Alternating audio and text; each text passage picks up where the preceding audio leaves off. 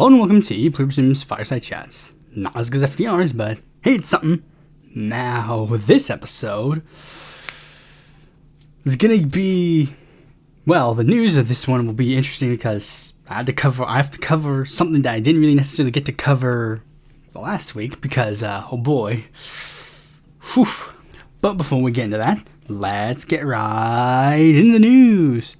The first news story is an update on the Nepal elections. Now, things are not like 100% definitively like finished yet. I don't think we have like official results in the elections quite yet. But election results, at least certain polls from the election results are starting to come out. And polls are very much interesting. The biggest results being how the National Independent Party, which for those who don't know was the broadly centrist or I guess, like market socialist party, is leading in 110 constituencies. Nepali Congress is leading in 10 constituencies. The United Marxist-Leninists is leading in 10, and the Nepali Communist Party is leading in 8. And then there are a couple of straggler parties like the Progressive Democratic parties doing a little bit here and there. But yeah. Whew, that is definitely a very interesting showing. Even as I think some things are settling a bit, it is also being abundantly clear that, yeah, even if things are settling a bit, this party is definitely the one that is going to be coming out on top in this election. Now, it's a bit of a surprise because I was kind of expecting the Nepali Communist Party to kind of be the one to pull out, but I guess it makes sense. I looked at it more in retrospect now that it makes sense because I'm just looking at it let's look at it through this lens. First of all, Congress and United Marxist-Leninists, obviously they're not going to win because, they were the establishment that was just gotten rid of in the Gen Z protests, so they would obviously not be the ones that were going to go through. But again, I was a little concerned, I was a little interested that, Comrade Prachanda, he was one of the first people in the government to align with the Gen Z protests. So I was a little bit why isn't he doing it? Why isn't he pulling out better results? And then that's when it hit me, especially in retrospect, one, he's an old man, and yeah, he was in government at the time of the Gen Z protests. Meanwhile, the leader of the National Independent Party, Balin Shah, he was an independent politician for, his, city. And he is significantly younger than the rest of the field.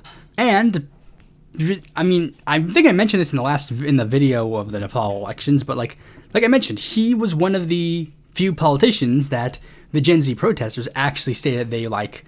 When it was time to choose who they were going to lead their interim government, their choices were him, the woman who became the interim prime minister, and the head of the light bulb party, Bright Nepal. So it was natural that they would probably be the ones. But again, Bright Nepal Party, he's not doing so hot. So it's probably a factor of the fact that one, that party it's probably a factor of one, his party's obviously he is obviously a politician that is very much in line with what the Gen Z protesters wanted. But then also, because that party had enough infrastructure, because again, there were a bunch of new parties that were formed in the immediate aftermath of the Nepal election, of the Nepal protests, and they just probably didn't have enough time to really, bring the movement to its next step. I don't think they were my ideal choice, but for the most part, I think Nepal was in good hands. I still think Nepal is probably in good hands. If this guy doesn't live up to expectations, I'm pretty sure they'll let him know. Yeah, and the next story is something that I technically covered in the last episode, but I didn't get to cover it to the fullest extent of me covering it. We're in war with Iran now. We're at war with Iran now. One, told you so. feeling vindicated by my vote every day. I'm sorry, guys. Not to rub it in, guys. I know a lot of you guys are leftier than that. Wahaha. Yeah, Kamala Harris sucked. Yeah. But like, guys, come on. Do you guys genuinely believe that she would have went to war with Iran? Do you guys genuinely believe that she would have went to war with Iran? Do you? No. Because no politician in the all of them, they could like virtue signal about Iran all they want, but it was only the diehard neocons that would actually be stupid enough to actually do it. Or one that was blackmailed so much that he was literally... I wouldn't even say he was forced into it, because again, Trump campaigned on he wanted to go to war with Iran. I don't understand this logic.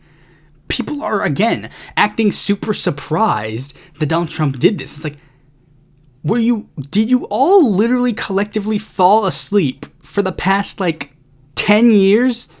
I'm literally, at this point, it is 10 years.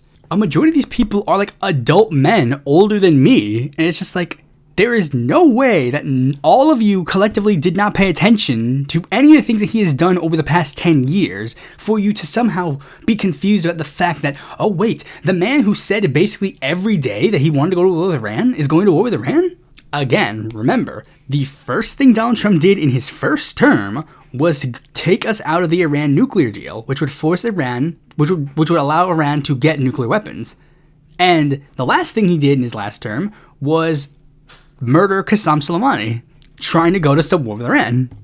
He attacked Iran literally a couple months ago. So yeah, again, you shouldn't be surprised. During the campaign event, literally, I was getting libertarians, Mr. Beat posted a tweet a million years ago where it was it was during the Iran thing, after Trump's first Iran strike this term, and it was the libertarian was in his replies being oh my goodness, I was fooled. I was beseeched Mr. Beat. Oh, rats, he tricked me. He pulled the wool over my eyes. It's no, he didn't, you liar. You are stupid. If you genuinely thought that Donald Trump was anti-war with Iran, then you are actually fucking stupid, because he said on the campaign trail that happened. And the guy said, link. I provide him a link of him saying that, and then he literally replied saying, I think I remember him saying that. It's hello? Anyone home?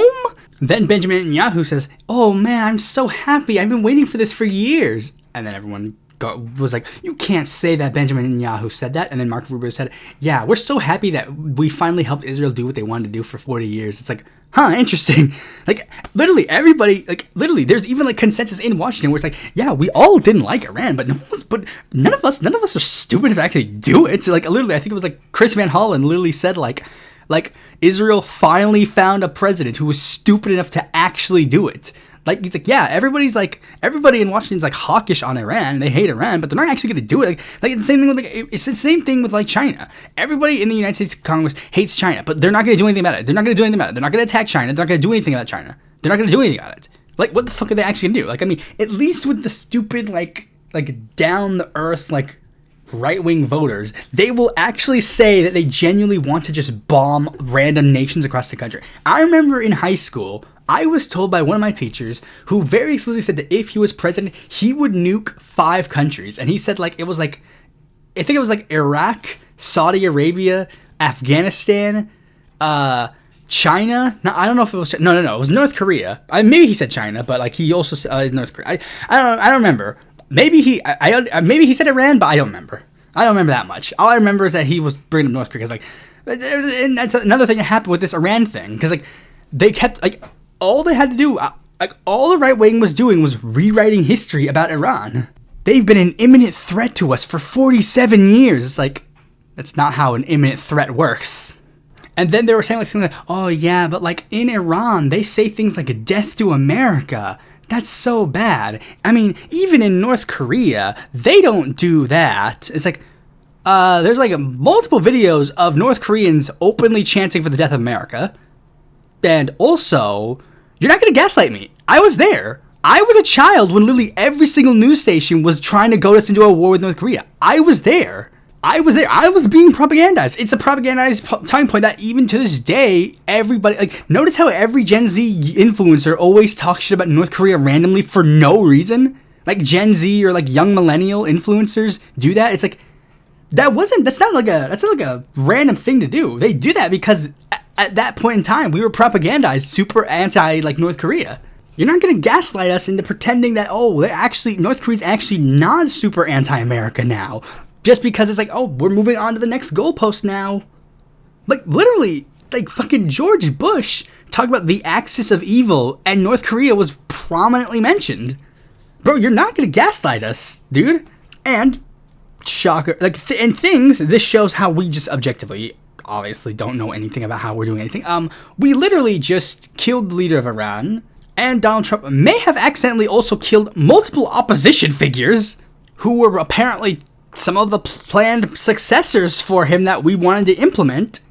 And then also we killed a bunch of schoolgirls, but, that's just typical United States foreign policy. We also decided to randomly attack the house of former President Ahmadinejad, who, if you don't know, was a prominent, it was the Iranian president for a little while, who became very friendly with Hugo Chavez. He, was under house arrest for some reason. I don't know why. Okay, yeah, he was, critical of the incumbent, Ayatollah at the time. Who was the Ayatollah of the one that we murdered. But, that's a weird thing. Again, wait, hold on. We're killing, people who were opposing the regime of the guys that we killed. And I also saw, a bunch of liberals. Liberals were trying to do the thing where they're like, oh, well, I may not I might not like Donald Trump, but, he did do this. He did do this. He did take over. He did defeat this. He did defeat Iran, and that's a good thing. You're getting rid of a evil regime. It's and whenever it comes to these liberals who say this, I always want to ask them the same question. I ask them the same question all the time. It's okay, so you believe that the United States should have the unexclusive right to just murder whoever they want just because we don't like things they do. And, again, no one's saying, what the Ayatollah did was good. No one's saying that. Who said that? No one's saying that here. I really should have a face cam, because I do all these, animated things that no one could see. But my point, again, you say that. The Ayatollah sent the police to kill protesters. That's bad. And and you say that due to that fact, if a president or a leader of a country should, attack his own people, then he should be, whatever. They should be gotten rid of. It's okay. What do you think about the American president then, huh? Well, what do you think should happen to him? What do you think should happen to the president of Israel? Go on. Say it. Say it. Say it. Say it. Say the words. Usually they'll never say those words. Granted, sometimes you'll get some that will say those words. Maybe it's just the new generation of young liberals, but yeah, you're getting some that are at least willing to actually be somewhat consistent in their principles. But they usually want to do it through a thing the UN or NATO or whatever. They love fucking NATO. They're so obsessed with NATO's so cool. Like a thing like a NATO or a UN, something to show that so it's the international community working together, that kind of shit. But the thing is, that's not what happened. Israel and the United States teamed up specifically to take down a leader that they did not like because he espoused policies. And again, it's the big thing to claim that it's they did it for any altruistic reasons. They didn't. They did not do it for any altruistic reasons. They did it because they wanted short-term economic benefit from oil, which is super funny because we're not even getting that. Because apparently the projections are now that gas prices are going to go up thanks to the attacks. Oopsie doodle. But again, Trump obviously did not do it for any altruistic reasons because he does the same things that the Ayatollah does. Murder innocent protesters who do nothing wrong.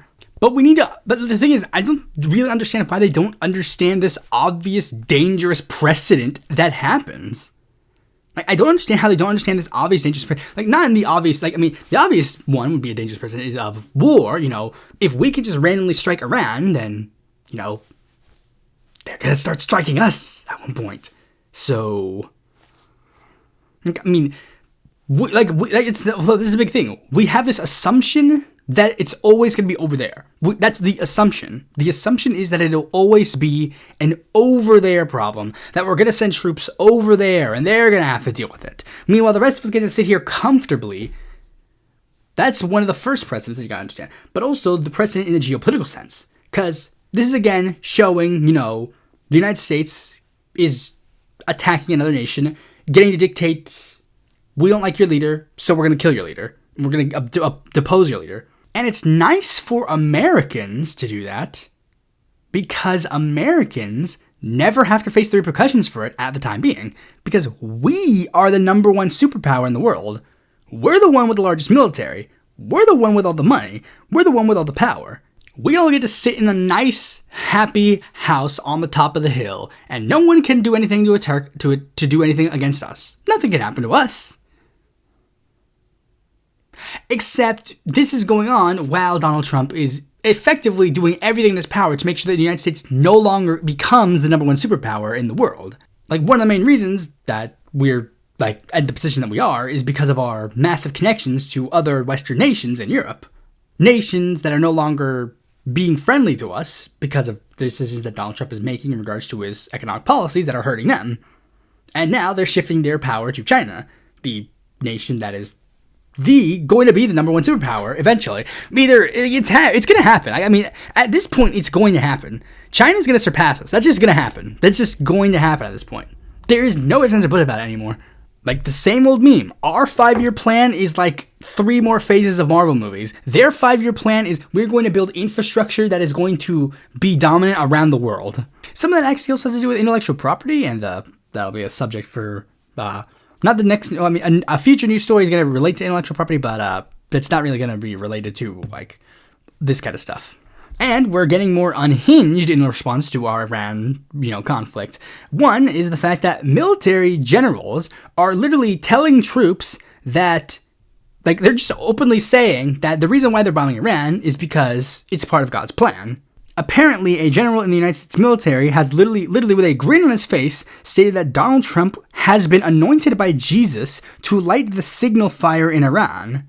And in this, we're also, this also actually relates to another part of this story, because this shows, the contrast in how the military is made and functions. Because in this story, I think I'll link this one specifically because I think it's interesting, and it's they point out the fact that there are members of the military who, again, they're being proselytized by the commanding officers, and he says here, quote, "It's all about time, place, and manner. If you're being proselytized by your superior, you can't say, 'Get out of my face.' Under the military's criminal code of justice, insubordination is considered a felony." It's see, this is the thing, and this again ties in the next part of the story, because another big thing happened in regards to Iran that has somewhat relation to the military, surprisingly. A military attack, surprisingly related to the military. But look, this in that story. Insubordination is considered a felony, and literally, insubordination is literally just saying, hey, I don't give a shit about your stupid goo-goo gaga nonsense. That's considered a felony, apparently, because that's what the military is. The military is meant to, these men, the men in the military, you need to understand. Apparently, a lot of people don't understand this concept, but, the point of the military is the commanding officer looks, he points, you shoot. That is what the military is supposed to be. All this other nonsense about what the military is supposed to be is a lie. It's not about brotherhood, it's about insubordination. That is the truth. That is the truth. That's what you're supposed to do in the military. Which is why sometimes when the military sometimes does things that are not what are supposed to be, what you're supposed to do in the military, leads you into various interesting things. And the big one being what recently happened, again, due to the Iran war. Because during a hearing in the Senate about the Iran war, there was a guy who decided to, sometimes people, protest against it. And there was a man who decided to protest. His name is Brian McGinnis. Brian McGinnis is a former Marine and currently, apparently, a Green Party candidate in the United States. I say apparently, even though I knew he was a Green Party candidate prior to, I already knew who he was before this incident happened. I mean, come on, North Carolina. Of course I know who the fucking Green Party nominee is, the fucking North Carolina. And he, of course, given the fact that he's a Green Party guy, of course he protested against the Iran war. And, there's, multiple angles about, where he showed up in his Marine outfit. He, filmed a video of himself right before he went in and was just I'm going to go here and make my voice heard. He yelled at Tom Tillis, the North Carolina senator, at one point. And then, in a hearing, and I don't know if I could show this video, because I'm pretty sure it's available on YouTube, but I just don't know if I can show it. But I'm just going to play it safe and just not show it. But you all know the video what I'm talking about at this point. And it is where he's in the Senate hearing room, and, he's, saying, like, his spiel. I might include it somewhere in the description. If there's a YouTube version, I can find it, or, like, I'll link card it somewhere. But we all know what it is again. And he's, like, expressing his disagreement with going to war on behalf of Israel. And at one point, as you do, the police officers grabbed him and tried to drag him out. And this is the one thing I'm trying to figure out. I'm trying to figure out if this was planned or not. If this part was planned or not. Because at one point, and this is where I'm going to get to the thing, where it's like, at one point, Brian's arm gets caught in between two doors. There's like a door, there's like a weird section where it's like a door, but it like doesn't lead anywhere, I think. And then there's like the door that leads outside. His arm gets visibly, like, it's very visibly in there. It is very visibly in there. Like, I mean, I don't think, because I don't think this, I'm not sure, I'm leaning towards this wasn't planned, because this doesn't seem right, because he doesn't look like he grabs it. It literally just looks like he accidentally gets it knocked in there. He doesn't, like, I don't see him, like, visibly grab anything. I don't see him, like, make a motion to make it look like he grabbed anything. It just looked like it just so happened to get stuck in there. And for some reason, because, I mean, not for some reason, we know the reason, because, they thought it'd be hilarious. They keep pulling him in the fucking thing, and they keep pulling him while his arm is stuck in the thing. And then Tim Sheehy, senator from Montana, rushes over and grabs him and continues to, and tries to help the police officers, and, like, grabs the arm and, like, tries to pull him, tries to, again, like, just try to push him away from the door. And despite the fact that while they all do this, Brian McGinnis literally explicitly says, like, I mean, literally what happens, like, they pull him and he goes, ow. And then he manages to get his final line, no one wants to fight for Israel. And then his arm snaps. And again, it just shows a very indicative thing. Soldiers are supposed to sit down, shut up, and do nothing. Meanwhile, if they actually do anything that, I guess whatever morals are supposed to be fed to you by the military, apparently, if they do anything that counteracts that, then not allowed. So yeah, I mean, not much for me to say on that. I mean, obviously, again, my main position is kind of obvious. I'm not going to war with Iran. You can't make me. No, I'm not going to war with Iran.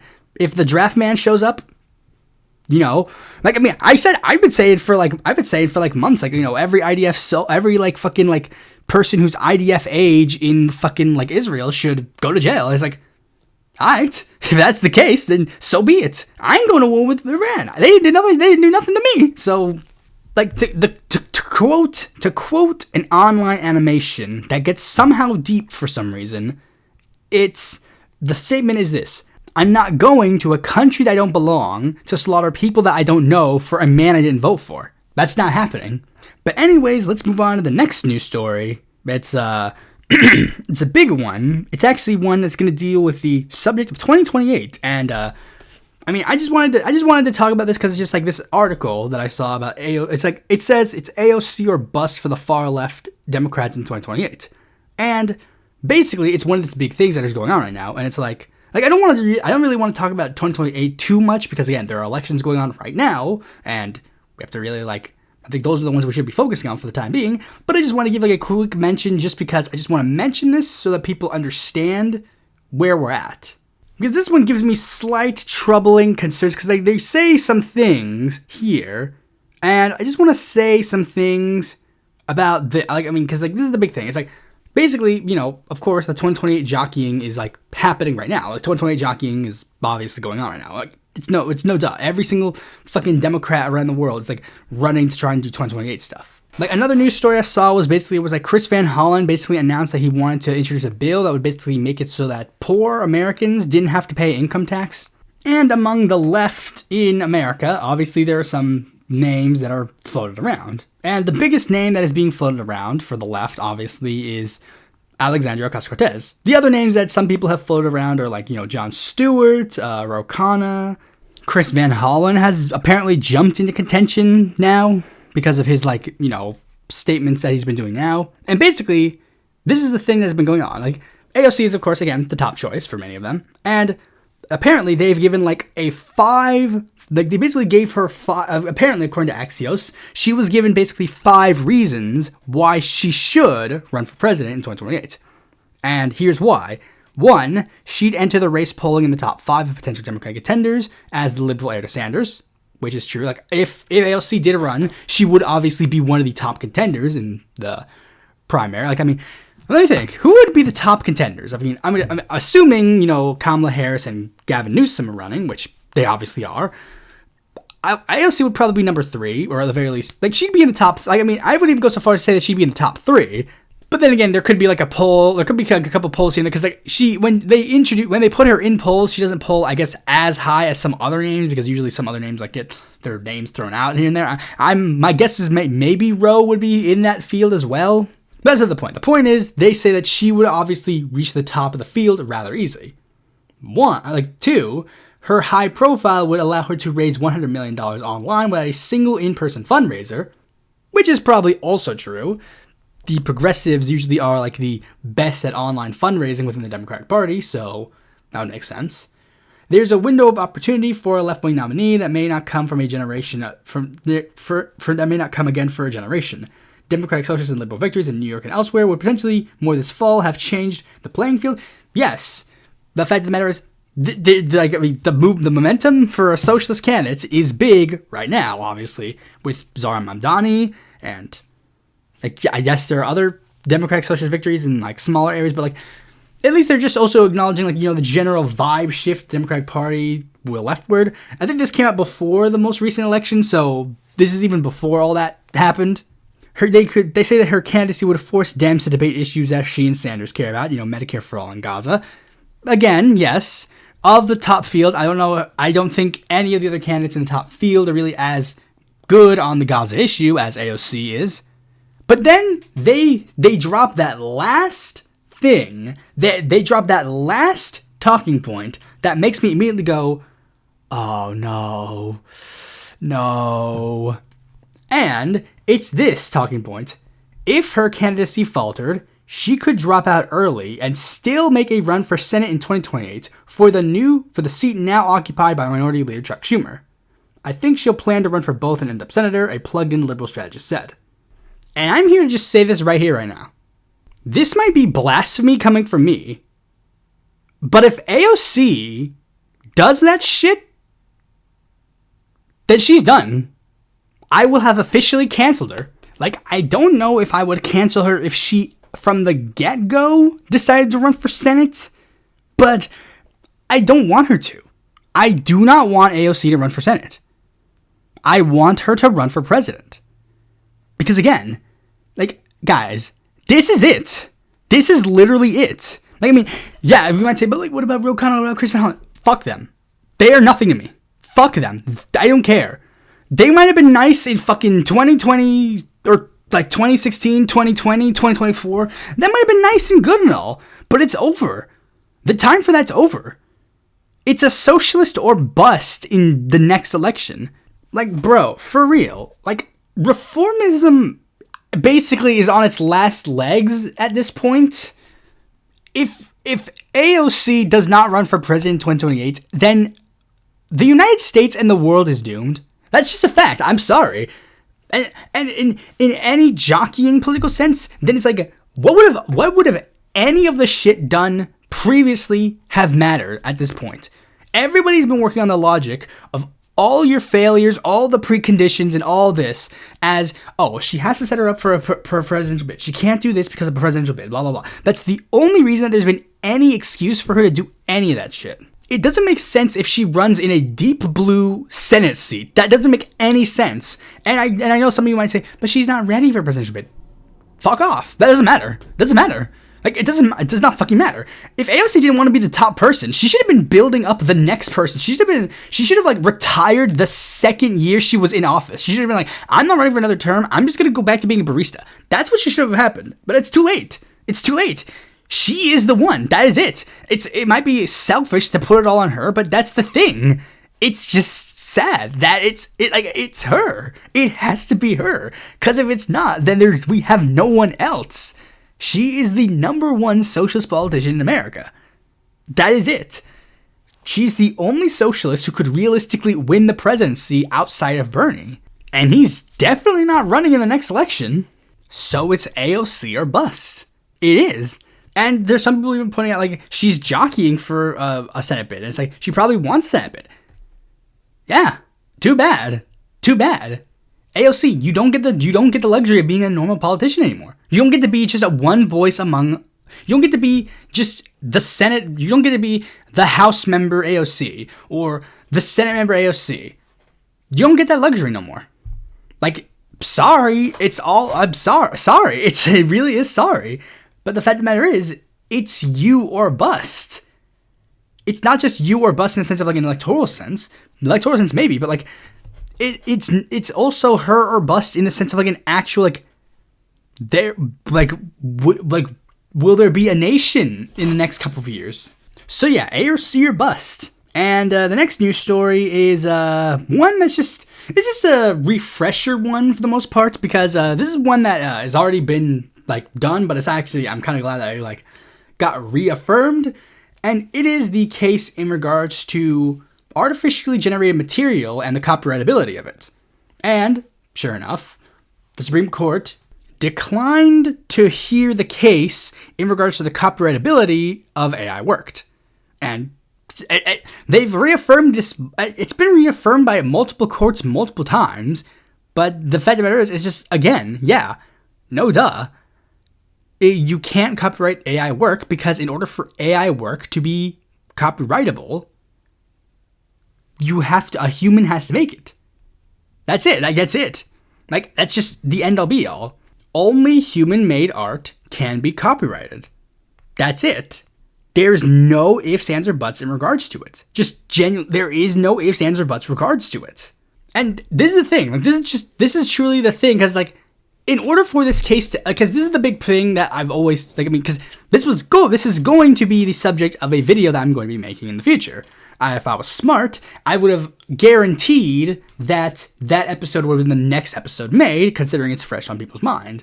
But no, I instead decided to put it to a poll, and you all wanted the Smiling Friends episode first.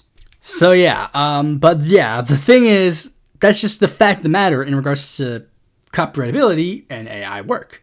If it is to be copyrightable, a human has to make it. This has been reaffirmed in many cases over the course of years. Even before we had generative AI. Remember, the Naruto monkey selfie. That was the big one where they literally just said, like, yeah. And this is the big thing. It's like, did you have this, because this is the thing. We ultimately have to do one of many, like, I mean, I'm actually genuinely just like, we need to, because on one end you might say, but aren't you anti-copyright? It's like, yes, but this is the thing. This is good because you have to do one of two things in order for this to actually be an issue that can be pushed. You either have to, A, actually do some changing of the intellectual property laws, which would hurt the bottom line of the AI corporations, because then it would open up the doors for their stuff to be stolen, or, like, either way, the AI companies get hurt. Like, either the system doesn't allow them to be shitty, or the system is changed so that they can't be shitty, or at least they get shit too. Because this is the thing. Ultimately, like, the thesis of that AI art video that I wanted to make about, like, AI art being bad, and, like, it's generally about the AI and copyrightability, because AI art not only tries to, like, the rise of AI art has not only actively made it so that, you know, like, it's not only tried to, like, because some people try to claim, oh, it was actually trying to, like, give it back to you. It's like, no, it's not. It's giving the will to, like, the heads of these AI companies and reaffirming their ability to fuck you over. Meanwhile, you guys can't do shit. If Sam Altman wants to steal, like, thousands of books to be used to train his AI, that's perfectly allowed. But if you ever even think about touching Sam Altman's intellectual property in regards to ChatGPT, then he can go after you. Such as the case of the OpenAI employee who was going to testify against Sam Altman, who was suicided. My logic is either all of it's okay or none of it's okay.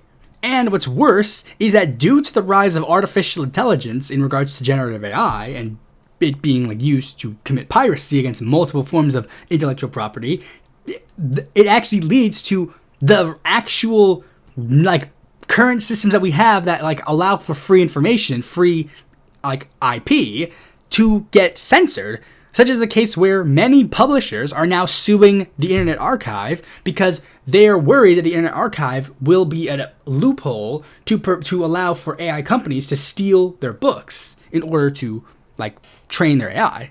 So yeah, literally AI art obviously is bad for reasons that you might not even known. But anyways, now let's move on to the next news story, which is basically just me giving a breakdown of some of the elections that happened on March 3rd. The first primary elections in 2026. And it was a big one. 3 states got to choose their nominees who will be facing off in November. And a lot of stuff happened.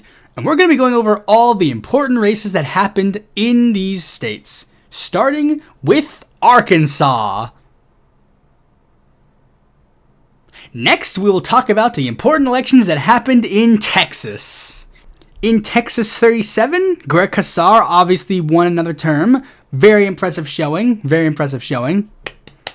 In Texas 31, that one was a very interesting primary due to the fact that the ShamWow guy, who was an Israeli Scientologist, was running in the seat, strangely against one of his friends, and they're both running on the objective to try and defeat the incumbent Rhino.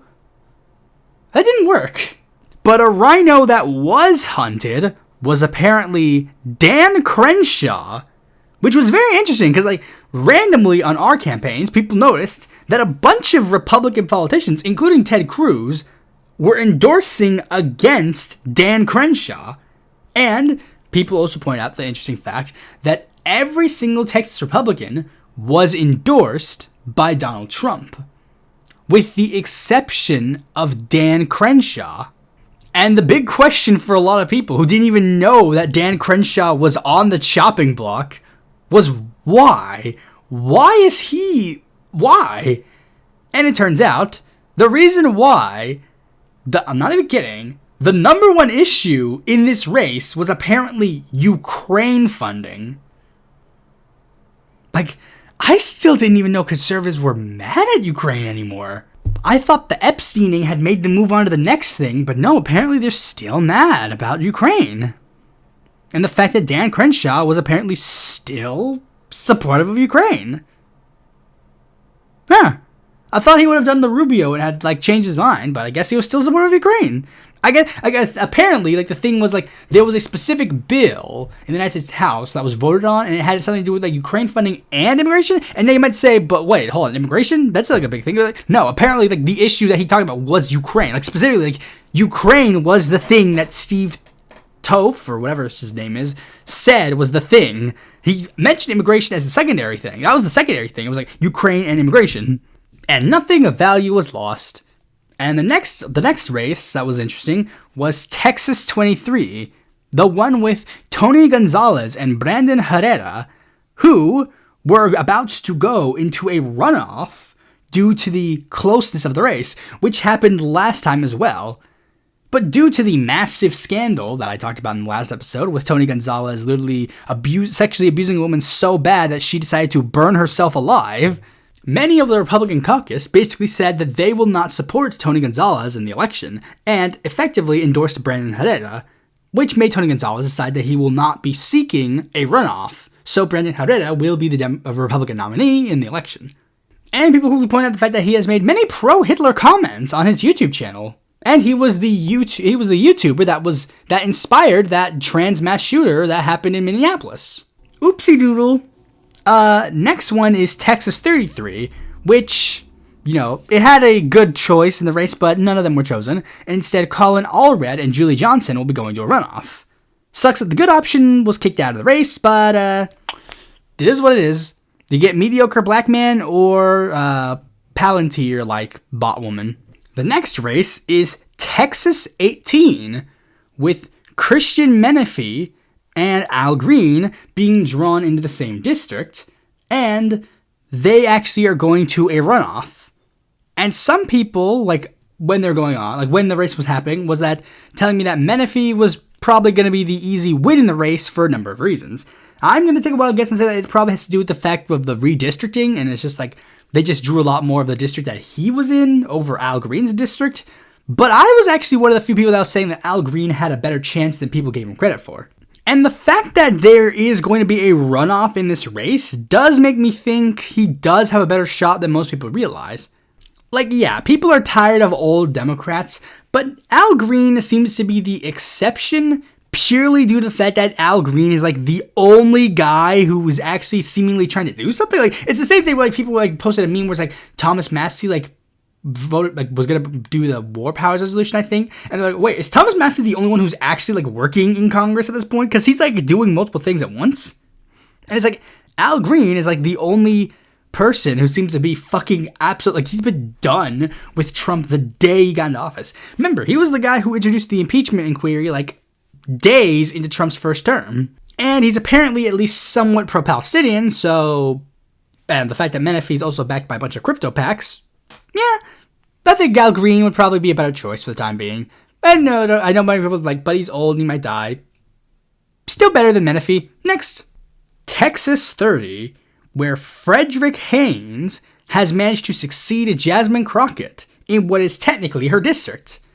I didn't really pay much attention to his race specifically. I knew he was endorsed by just the Democrats, but I wasn't entirely sure about him. I just didn't know much about him. But then I saw like the night before, people were posting around his like massive pro-Palestinian sermon. It's like, oh, cool. And it's like, oh, this happened the day after the October 7th attack. Ooh, interesting. So, hey, at least there's at least that Justice Dem won tonight.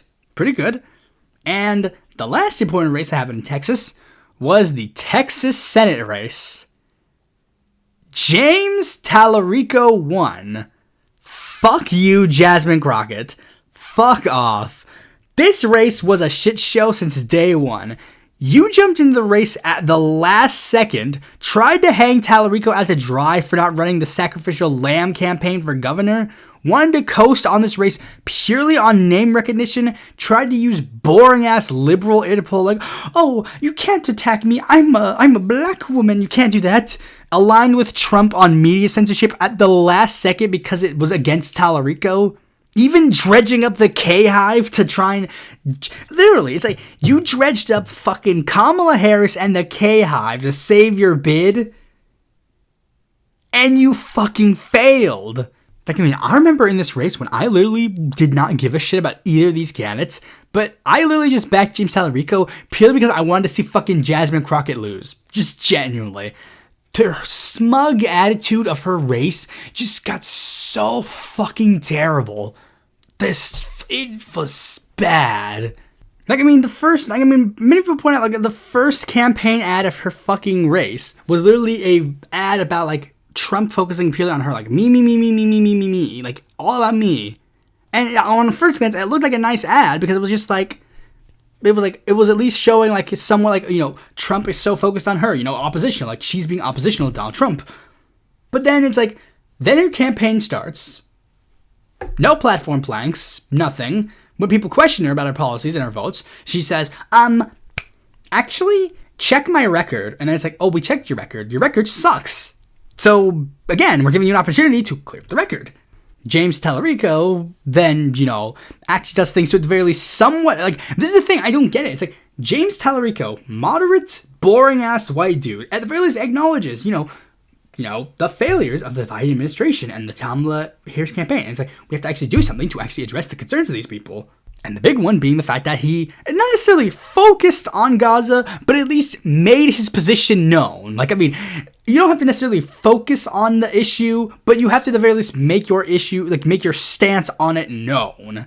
And again, like, people were still pointing out, like, Tallarico's endorsed by this, like, he's been bankrolled by these Republican, like, Zionist PACs, and, like, Jasmine Crockett votes sometimes on somewhat good resolutions on Palestine. It's like, I mean, yeah, there's, like, somewhat, but again, it was purely the smug, snidey, I was going to say a word that starts with a B, but I can't say that word. But it has nothing to do with her being a woman. I would have said the same thing if it was like a man doing this. And then again, dredging up the K-Hive, like that fucking gay black dude, like, actually, James Tallarico is actually anti-black. Them being like, how dare you criticize the mediocre candidate for being mediocre? Ugh. But the thing that really made me switch my tune to actually just explicitly be pro Tallarico was when her and James Tallarico had the debate. I didn't watch the debate. Because, again, I barely cared. I didn't like any of the candidates in the race. I saw, like, benefits of both of them. I was like, I guess James Tallarico's kind of cool, but, like, I'm not really sure if I would back him because, I don't know. Like, he's not, like, necessarily, like, nah.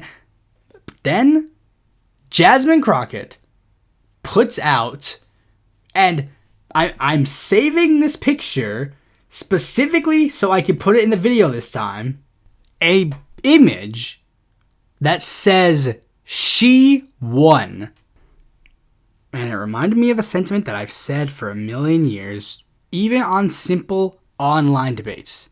If you have to walk away from a debate saying you won, you didn't. And you want to know who else did the same fucking shit? The man she agreed with on saying that censoring James Tallarico's interview was actually good. Her and Trump are more alike than people give him credit for. K-Hive is quite literally blue MAGA. That's the thing. They are. They are blue MAGA. That is a fact. And now Jasmine Crockett gets to be a nobody that nobody gives a shit about. Good job. Meanwhile, Texas Republicans are in a little bit of a spat of their own because Ken Paxton and John Cornyn are slated to go to a runoff because apparently people are blaming Wesley Hunt for splitting the vote with the field. I don't know which one he was accused of stealing votes from, but the point is, now it's going to go to those two for a runoff.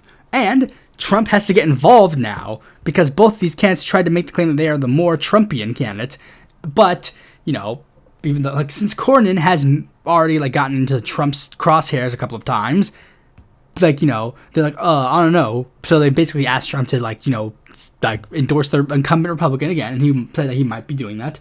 But then Ken Paxton, it was basically done to make Ken Paxton think about not running. But Ken Paxton then announced that he will run regardless of who Trump endorses, and that led to Trump to try and blame the fact that he will,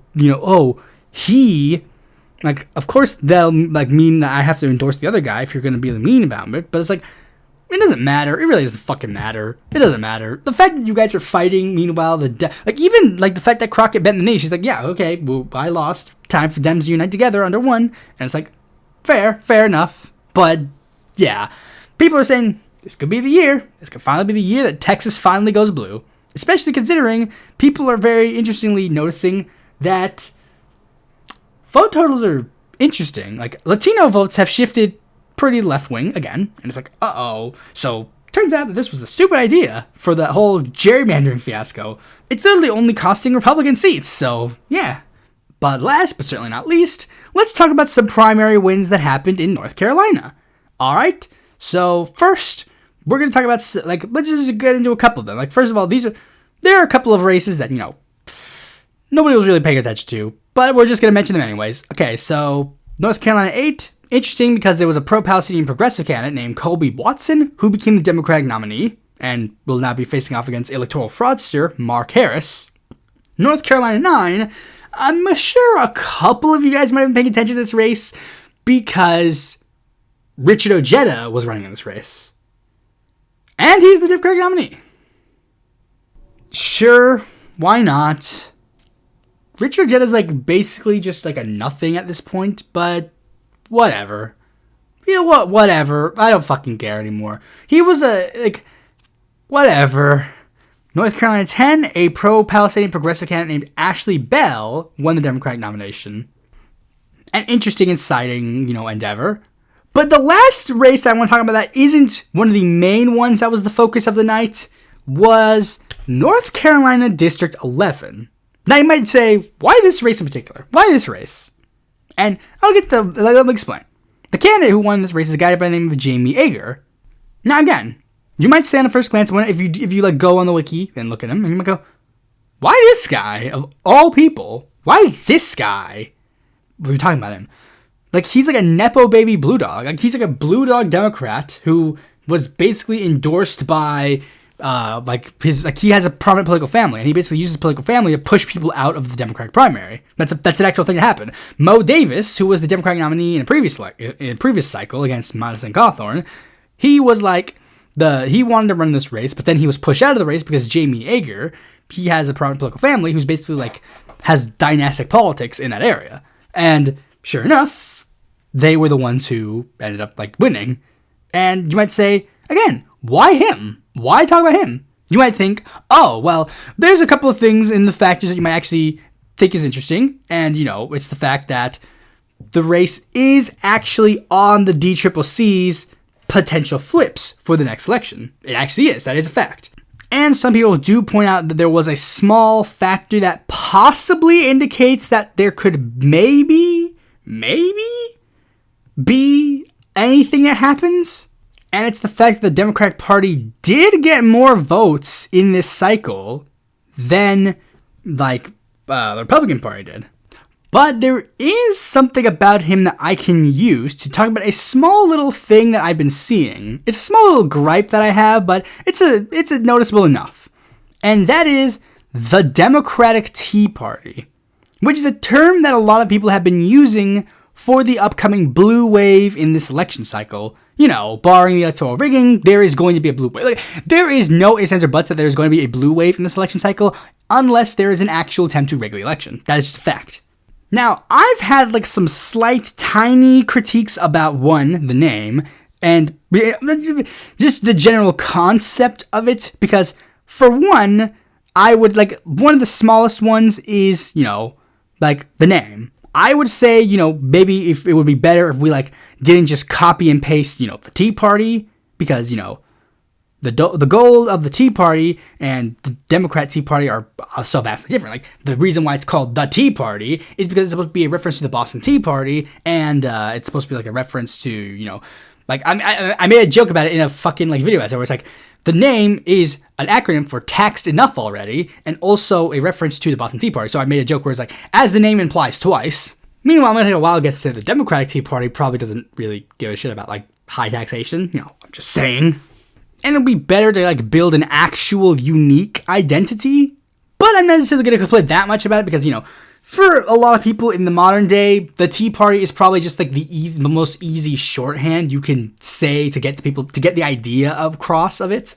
But also because the Tea Party is actually it's not really a good thing. It's not really a good name. It's not really because the Tea Party isn't really the Tea Party is weird because on one end it is actually a somewhat impressive motivation of the fucking party doing whatever, but also it's just it wasn't really that good because the Tea Party itself was not really that ideologically pure.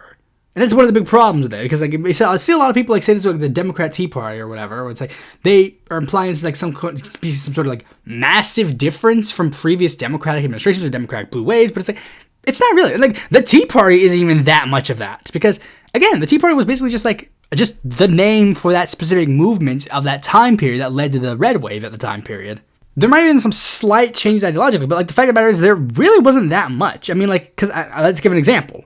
Marco Rubio and Thomas Massie are both Tea Party Republicans. They were both Republicans that were elected with the rise of the Tea Party. Are we going to sit here and claim that Marco Rubio and Thomas Massie are linked? Not really. And that's the same thing we're getting with Ager here. Ager is, again, a Blue Dog Nepo baby. And yet his name is on a bunch of, Democrat Tea Party lists. Why? I don't know.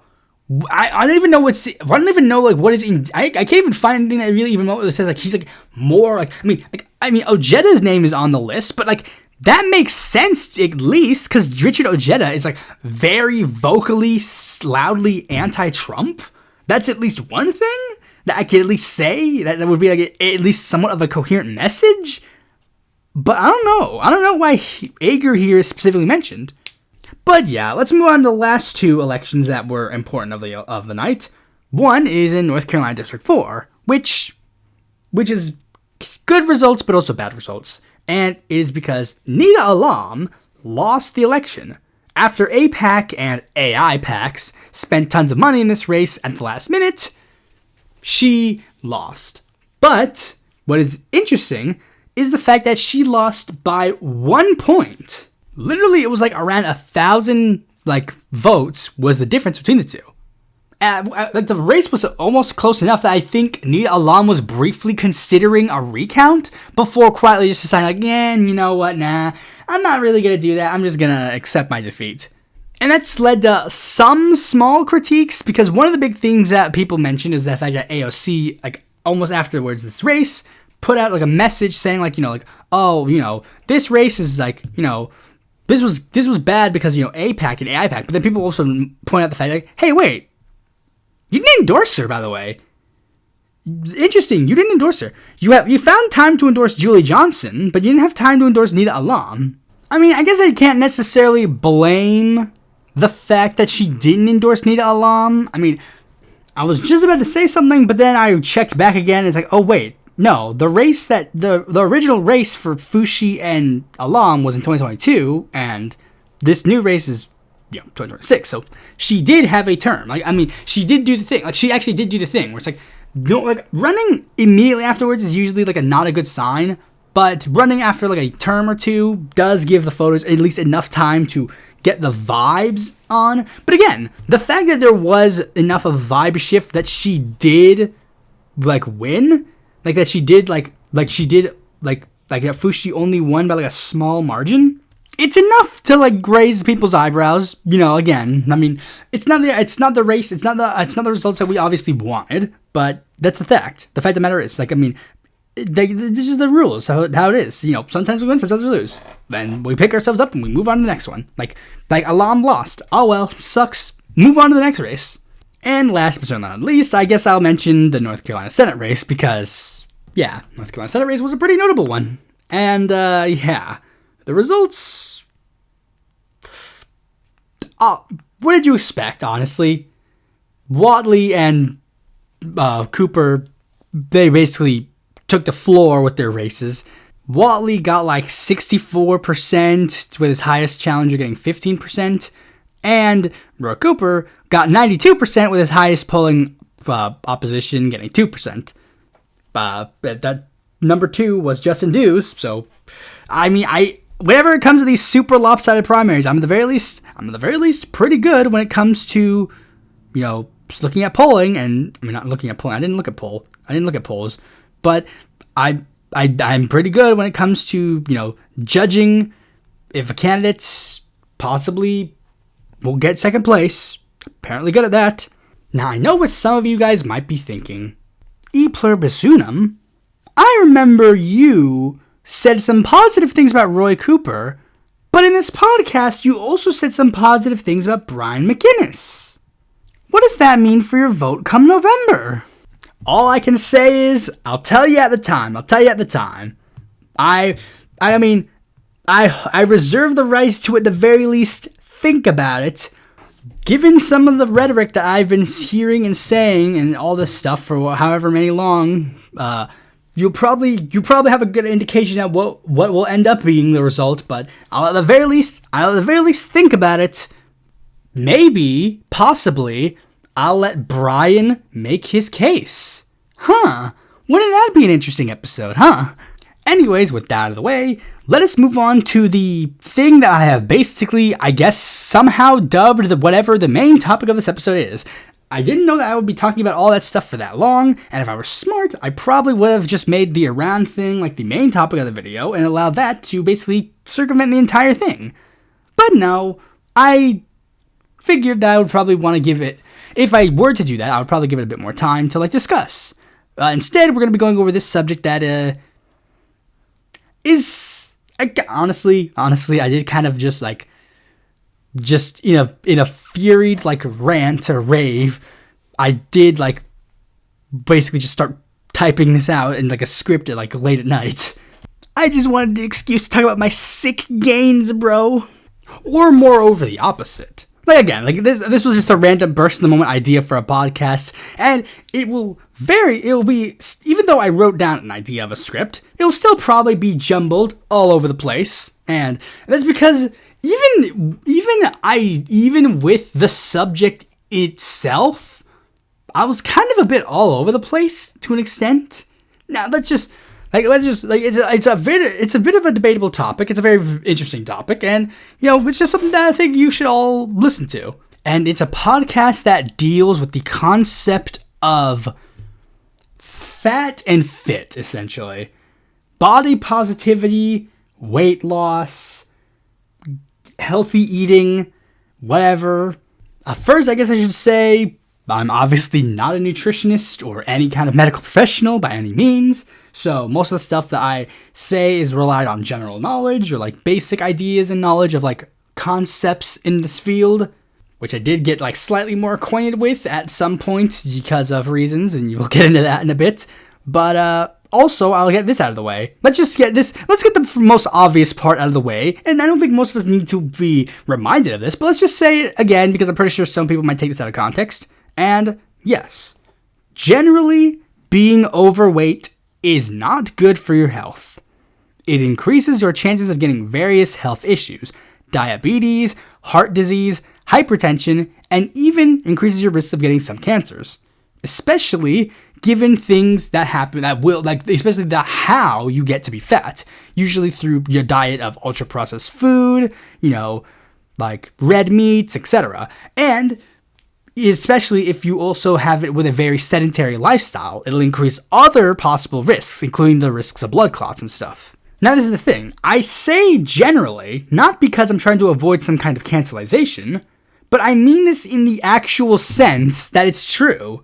There are some people who, for the most part, just become noticeably bigger, and it doesn't really, and this is a weird thing I see. Like, I was watching a YouTube video by Illuminations where she talked about like her weight loss journey and stuff, but at one point she mentioned how she would actively work out over and over and over. Like, she would actively work out and do everything right, and yet despite that fact, she just didn't really like lose weight.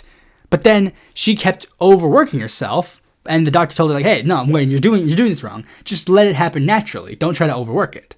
And yeah, sometimes it just, and I know that's like a bit of a you get like, again, this is a touchy subject because not everybody is like we'll get to that when we get to that. But like, the point is, yes, generally being overweight is not good, but there are some people who can become overweight and generally do not face a lot of the problems that an overweight person would have. Like, I mean, I know this is like a joke on a TV show, but like, they make the joke where it's like on Family Guy, where it's like, is Peter healthy? He's like, oh yeah, he's fine, he's just fat. It's like, yeah, sometimes that's just it. Like, yeah, it's just like, generally just go to a doctor, just be like, oh, there's no major health issues, you're just a little fat, whatever. Much in the same way that smoking generally leads to an increase in heart disease, increase in blood pressure, and risks of cancer. But I'm sure we know the idea that not every single person who smokes gets cancer or gets any of these health concerns. And there are some people who smoke their entire lives and face no major issues. But just because that happens does not mean we get to go around and telling people that smoking is healthy. We still obviously tell people the risks of these things, and that's the same thing with like obesity and that kind of stuff. We tell people, hey, generally maybe you shouldn't eat that much of those chips and maybe go for a jog or whatever. You generally tell people about the concept of like healthy eating and exercise. That's never been in dispute, and it's one big criticism that a lot of people might say. Again, that has never been in dispute. I do not recall seeing anybody really dispute that. Some people will try to claim that people are disputing that fact, but again, that's not true. The only real dispute is in regards to certain things such as methods and why. And that's where we got the rise of the body positivity angle, which gets mocked on the internet relentlessly. But the fact of the matter is, like, this is the thing that you really understand. Like, this is the weird thing, because yes, I understood the concept. Being fat is not generally healthy, especially when you reach a certain level of fatness. Be that as it may, there are some things that the body positivity movement was saying that weren't actually that far. Like, even when I was like in the sense of like, being like, because a lot of that stuff also got lumped in like, the social justice warrior craze back in the day. But it's like, even then, I knew that some of the things that the body positivity movement was saying made sense. Like, they have pretty rife critiques about how we approach the subject of obesity and stuff.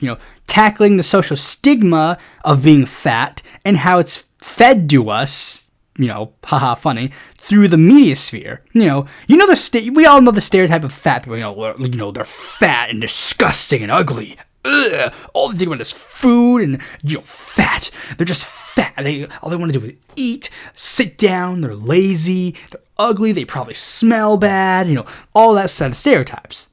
That's the stereotypes of being fat. And it's like, you really think that's helping, guys? You honestly think that's helping? If you want to just say, yeah, it's just a joke and we're just making jokes and whatever, that's one thing.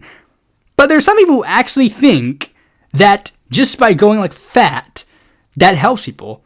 And that's also why, it's very easy to make fun of people for being fat. Because they generally are like, you see, fat, you are fat. Haha, you're fat, you are fat. You're a man and you have tits, you're fat. And there's another reason why that is sort of like, made a joke about, but we'll get to that in a bit. But again, you think that's helping? That's not helping. All this does is make people who are fat, especially like young people who are fat, especially young fat girls, hate themselves, even if they're not fat. Like, this is a weird thing, because especially like the weird social stigma where it happens, because like, it's not just you are fat and you're not fat. Because like, there's a difference between like, appearance fat, and then there's also the difference with like because the thing, there's like a weird like stigma of like it's like a weird concept to a lot of extents. Like sometimes it's just like, they're physically like chubby or whatever. Like they just have like even like just natural fat, like, love handles. Like, love handles are like a natural part of the human body. It's like, yeah, some people it's a little bit more pronounced if they're like a little chubbier, but they're a natural part of the human body.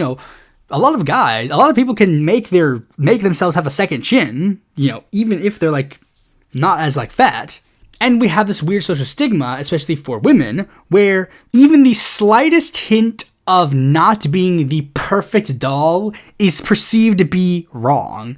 When, like, if you eat slightly much and you get like a slight tiny, like if someone can like pinch your arm and get like a slightly bit more of skin than you normally would, then it's like it's like, not to be mean, but like it's like the thing where it's like, people like, I like my women anorexic, that kind of stuff. Where it's like, they literally like, women have to be super skinny. Like, even the slightest bit of fat is too much.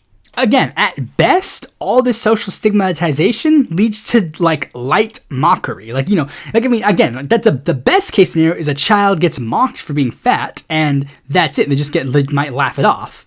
At worst, this mockery and other stuff can internalize into other bad things like an eating disorder. The aforementioned anorexia or like, bulimia or any other type of eating disorder. Especially odd considering these beauty standards like very drastically shift over many years. Literally, I was watching like an episode of like a TV show. I was watching an episode of The Simpsons, and it dealt with the whole concept of like, media companies and like fashion companies like pushing eating disorders onto little girls because they don't fit with the specific body type that they allow for young girls to be. And one of the main jokes that everyone kept making was, Lisa, you have a big butt, ha ha ha ha ha. And it's funny hearing all this stuff in 2026 times, considering we have that whole, the new craze is women being thick, especially given, the comment, like, the like where women typically or assigned female people who are assigned female at birth, because again, this isn't just women, sometimes it also is like people who are like assigned female at birth who are not female, but like where their biological body types typically disperse fat in, we don't have to dance around the bush, their legs and ass. And the second that kind of craze happened, all of a sudden the media industry started like getting a bunch of plus size Victoria's Secret models to start doing kind of stuff. Interesting that they were easily able to change this sort of beauty standards that they've been forcing upon us all these years when it was right around the time they could commercialize and fetishize women. Interesting. And how that almost immediately changed back the second that they were allowed to sell another product that could give us a fat, fast, easy way to easily remove that unattainable beauty standard that they themselves set. And yes, a lot of it was, again, primarily focused on women. Like, I mean, we all know, like, I mean, the truth is, like, I mean, women are the ones who get the biggest brunt of this. But men face it too. Like, I mean, if you're a man or assigned male at birth, or wherever a person who was a man or want to be a man, like, there's the unattainable male standard that you all face. Like, I mean, women have that unattainable standard, you know, you have to be like, I don't know, hourglass figure or whatever the fuck, I don't know, like, you know, you have to be, like, perfectly skinny or whatever. And men have that standard of, like, you know, you have to be, like, a big, muscular man, you know, like, your pecs and stuff, like, that kind of stuff. And they also sell those standards to you as well. Like, you know, selling you, like, the weights that let you lose weight. Or, like, you know, like, the whole protein craze. Like, the fact that, like, it's being sold nowadays, especially, like, every fucking thing in the fucking, like, world now has, like, protein in it. They fucking sell Eggo waffles that are, like, protein packed. And it's just like, no, these are, like, normal, like, consumer products that are filled with protein. Why? I don't need that much protein. I went to the doctor. They tell me I have too much fucking protein in my body. And, you know, they got the protein powder, the protein shakes, the protein, like all that protein stuff, like all that, like, protein bars and all that stuff. And it was funny, you know, the whole, like, I remember, like, seeing that fucking, remember seeing a video where it's like a animated thing about, like, I'm not gonna shout out the company specifically because, you know, they just recently, like, wanted to, like, feed their stuff into AI, so, you know, fuck them. But the video is, like, where it's, like, the big muscular person, and they're gained, like, all these gains, and then they're, like, the milkshake, like, the protein shake they have is they have, like, a big muscular, like, big, like, that kind of voice, but then it's suddenly, like, they get, like, a baby voice, like, oh, the little chalky walkie milk, that kind of stuff, because it's, like, it's all their shit is. I remember, I bought protein bars before, and it's just, like, it's all, like, fucking, like, candy, chocolate shit, stuff like that. I mean, I get it, it probably tastes better, but it's just funny. It's just, like, you know, these big masculine men need to have their, like, little chocolate treats to function properly. And to get back on the stuff that I have written down here, the body positivity people had a point, especially, again, like, because, like, I mean, even in just, like, a moral sense, like, dude, why would you just make fun of some fucking, like, person for being fat? Who cares? Ultimately, at the end of the day, like, one, it's just, like, on the moral level. Like, I mean, I had friends who were fat. I didn't make fun of them. I mean, maybe a couple of them I did, but, like, they, like, I mean, I'll just say this one right here. I was fat too, and like, fucking, like when I was younger. So sometimes we make jokes at each other, but, like, you know, actually they didn't make jokes about me because I was a fucking, like, sensitive loser, but, like, they were like one of those kinds of, they were the kind of people that, like, they would make jokes about, like, I mean, when you're fat, you sometimes have to just become the guy that, like, makes jokes about being fat. Like, that's just kind of what you have to do. It's either they're gonna make fun of you or you're gonna make fun of yourself. That's your two options.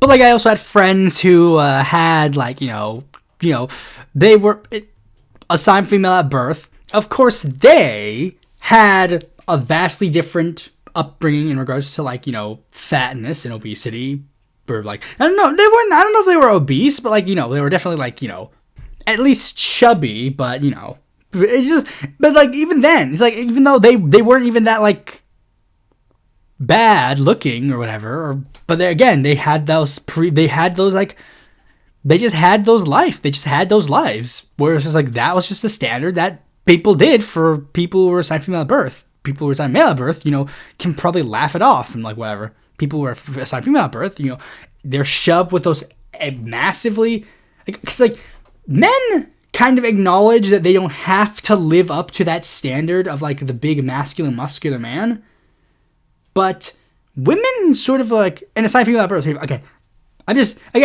AFABs, they are sort of, like, pushed into that standard way more. And another reason why we sort of accept the mockery of fat people and that kind of stuff is because a lot of people perceive fatness and obesity as in the same, like, this is going to be weird when I say this, but I'm going to explain what I mean by that. We see it in the same way we look at a drug addict. Now you might say, what? That's a little confusing. No, it's actually not. See, despite the fact that drug addiction and obesity are literal, technically medical conditions, they are medical conditions. We have doctors who are trained to deal with these situations. They hold a different social stigma than someone who's like sick with the flu.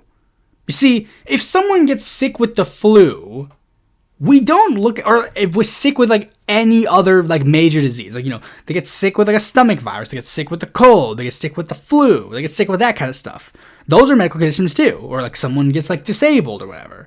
Those are medical conditions, and we feel bad for them. We feel bad. We instinctively in our heart feel bad for this person. But obesity and drug addiction are looked at differently because those are medical conditions that we as a society say, you did it to yourself. You dug your hole, you go lie in it. That's what many people perceive. Some fat guy dies of like diabetes or like a heart attack because he ate too many McDonald's. I mean, duh, what'd you think was gonna happen? A girl ODs on heroin? I mean, come on, this was bound to happen at one point, guys. Which is very weird, because like we also have this social stigma where it's like weird. It's like we don't seem to have this social stigma towards things like, you know, people who are smoking who get lung cancer. Immediately after that happens, magically we are like sad for them. But for some reason, obesity, which is significantly more likely to happen, and yet like an easier trap to fall down, is just not seen that way. And that's not good. I mean, like, it's not just good in the moral example, like, you know, why would you fucking like make fun of someone who's already down their luck? What the fuck is wrong with you? But also in the fact that there's one big example, there's one big thing that was very interesting to really be pointed out. Because like, again, we perceive the social stigma of being fat as like, you did it to yourself. You were fat. You made the choice to eat the hot dogs. You made the choice to eat McDonald's. You made that choice. You picked up that stuff. You made the choice that got you in this position that you are right now. But there's the big problem of the fact that there's actually a very likelihood that it might not actually be their fault. Like, yes, they picked up the hamburger and ate it. Yes, that is a thing that happened. But why don't we acknowledge the fact that there are 19 million Americans that live in food deserts? What's a food desert, you may ask?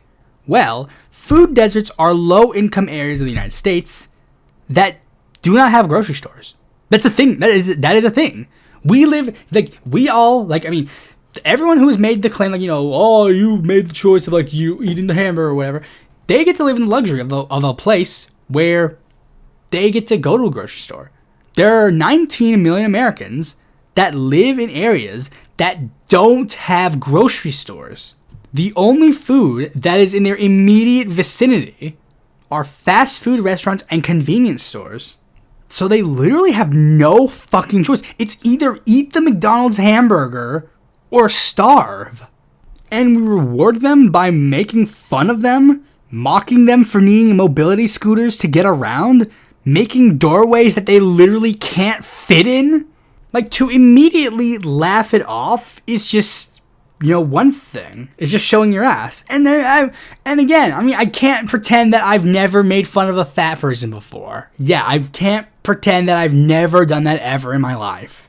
But I don't do it to, like, fucking normal people anymore. That's one thing I at least do that's differently. I don't make fun of, like, normal people that are fat. Like, I mean, Randy Fine being a fat ass, fine. Fuck that dude. I don't fucking care. Jelly Roll being a fat ass, whatever. You're a celebrity. You're a fucking, like, rich ass celebrity who has the ability to do... You have the ability to get all the healthy food in the world. You have the ability to do anything to fix your problems. You have all the power in the world to do that. You have every right to be made fun of, especially if you're a shitty person. Fuck you. But normal people, I don't make fun of normal people for being fat anymore. I don't do that. That's not fun. A normal person, I don't give a fuck. A normal person, you want to be fat, fine. And we'll get to that in a bit. But, like, I make fun of, like, prominent people who are fat. Like, Donald Trump's a fat ass? Yeah, fuck you, fat. Listen here, fat. But people who don't share that sentiment are right-wingers. They love to make fun of, like, poor people who are fat. Never make fun of rich people for being fat. Always poor people. Which is why they do the fucking, like, stupid clown where it's like where they make fun of, like, even, like, elements that might sound cringy. Because this is the thing, I gotta say this. Social justice warriors were right all along. That's the sad truth. The SJWs were right all along. Because, like, like they'll say things that's just like I mean like people who hated the SJWs, who were like make fun of them, especially in the fat acceptance sphere, would make really stupid statements that's just like, if you just thought about it for a second, you would realize that's not like what. Because one of the big ones is that there's a statement that a lot of people have been saying with regards to the fat acceptance community is the phrase "healthy at any size." That's a phrase that he said a lot. And they usually respond with like, really? Healthy at any size? Lol. Come on, bro. Like, even if you're gonna be like, be fine with being fat, but like, you can't really say they're healthy at any size. It's like, but the point of saying healthy at any size is to acknowledge the fact that it's not as complicated as certain things would be. Like, I mean, guys, a BMI of 34 is bad. That is considered obese. In order to get a BMI of 34, you have to be over 200 pounds. You want to know whose BMI was 34? Arnold Schwarzenegger during his prime. Are you going to sit here and tell me that he was unhealthy? No, obviously not. The mere fact is acknowledging that there is more nuance than that. And again, there are some people who are fat who like might be like slightly above the normal BMI standards, who are in fact quite healthy. And there are some people who are under the BMI. Like, I mean, because like, that's another thing. Like, the BMI is like a broad idea of like understanding, like, just the broad, like, it's not supposed to be like a end all be all. It's supposed to be like something, it's supposed to be like a broad understanding. That's why there's like healthy ranges rather than just simply like you are healthy for this size. Like, I mean, like the height, like depending on your height, your BMI changes, obviously. Like, it's not by age. I think there's some charts that try to do it by age, but it's like, that's not true. It's not by age, it's by height. And even then, the height usually gives you like a range of acceptable weights. Like, clearly there's a lot more nuance than people give it credit for. And that was one of the big things about my stance on it for a long time. Like, I always acknowledged that there was like a lot more nuances in this argument sphere. Like, yes, being overweight, especially obese or morbid obesity especially, you can be unhealthy and it raises your risk of certain health conditions. That is a fact. And it is better if you did do some things to like, better your body and, eat healthy, but I also acknowledge that there were some people who were like super fat and obese and like lived to be like fucking like 900, not 900, you get my point, but like they lived to be a really old age. I acknowledge all that. I also acknowledge that, mocking someone for being fat was a dick move. I also acknowledge that heavier people are not exactly inherently less attractive than lighter people. I also acknowledge, the social trends of the unattainable beauty standards that were forced into us for buying products. And I also even had elements of like some other understandings, like the libertarian. Like, I mean, I had like a somewhat libertarian story where it's like, look, you are the king of your own body. If you want to eat pizza all day, sit around and become 500 pounds, fine. That's your right. You're only hurting yourself.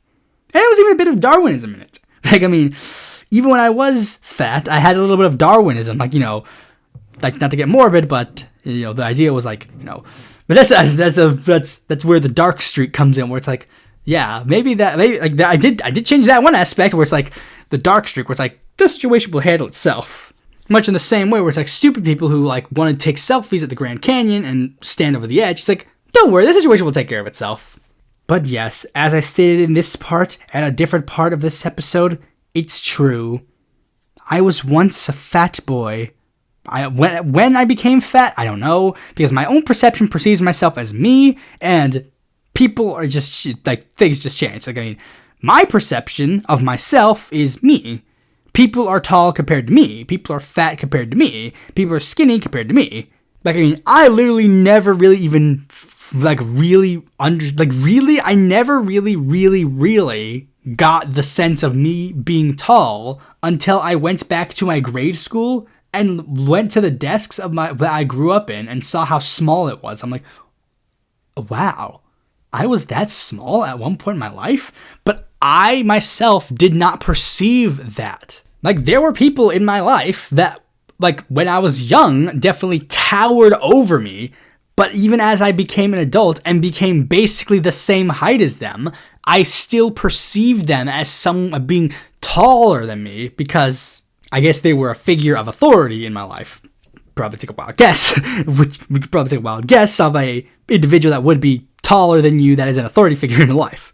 But I knew at some point I started getting some doctors in my life that did say like questions like, you're getting a little fat or whatever, or you're getting a little overweight, you probably need to lose some weight, blah, blah, blah, like that kind of stuff.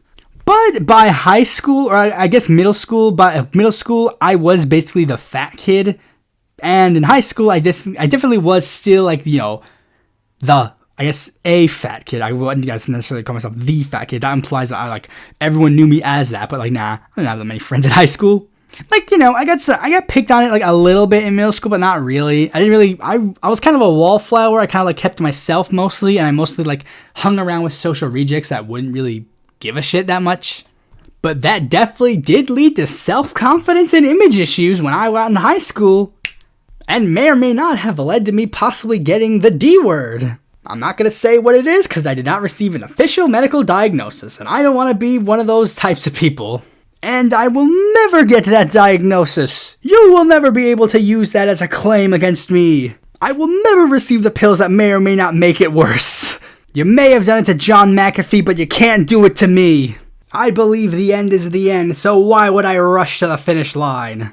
But yeah, a lot of that stuff kind of continued as I got older. I mean, it's partially the reason why I decided to pursue faceless content. I guess I didn't really like my appearance, and I wanted to avoid it being used. I mean, obviously, I also did it because, some element of privacy, I guess. Although clearly that wasn't the biggest reason, considering the piss poor way I've been doing it for the early years of the channel and previous channel's existence. Also being slightly inspired by Psychic Pebbles, but, that's beside the point. I was fat. And this is the thing. I wasn't like most people who are fat, they know they're fat. They know they're fat. They know that they could fix it at any point. But sometimes they don't want to. They just don't want to. And there are many reasons why. I don't know. They don't have to get into all of it. But the point is, I just didn't want to. I was like, I'm not that fat. Because that was always the thing in my mind. I always was like, oh, I'm not that fat. I mean, I'm kind of fat, but I'm not that fat.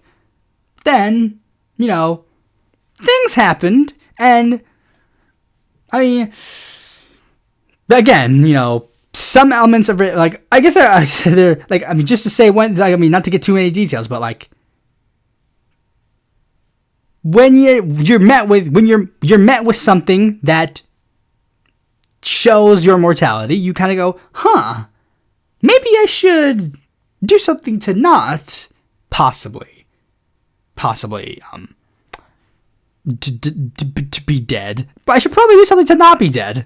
Especially since, as I said put eloquently before, I think that the end is the end, so why would I rush to the finish line? That's probably the biggest saving grace of all, that I'm an atheist, that I don't believe in an afterlife. That's probably the best thing that could have ever happened to me. Showing the finiteness of your life. It smacks you that one day I am going to die. And it will end. I will cease to exist, and I will not be. It's both existentially scary, but also that's a big kick in the keister. If you believe, I don't want to say that. That's not kosher. But the point is, I believe that the truest extent is that as I mentioned in the previous episode about atheism, it was statistically I am 0% likely to even exist.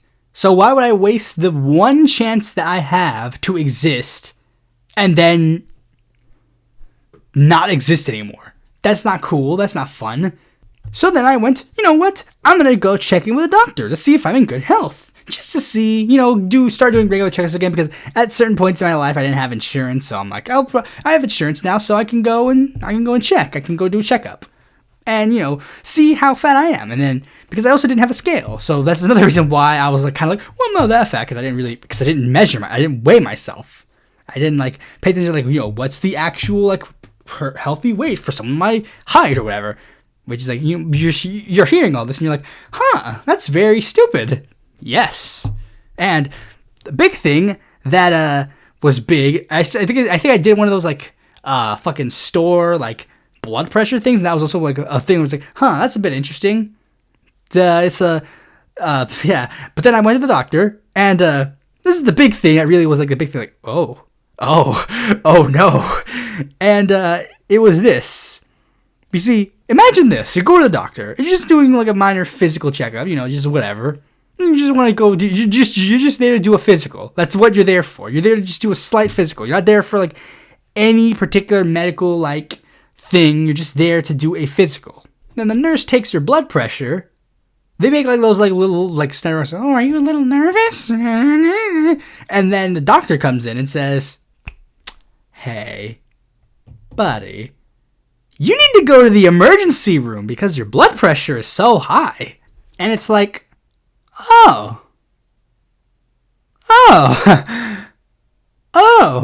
and then also, doing the actual like scale, you'll see, this number is a little bigger than I thought it was. Want to know what the number was that day? Actually, I can do even better because I have the paper. I have the paper from that day still here. I have all the numbers. I'm actually gonna do even better. I'm gonna get the blood pressure machine that I have, and I'm gonna be so cool.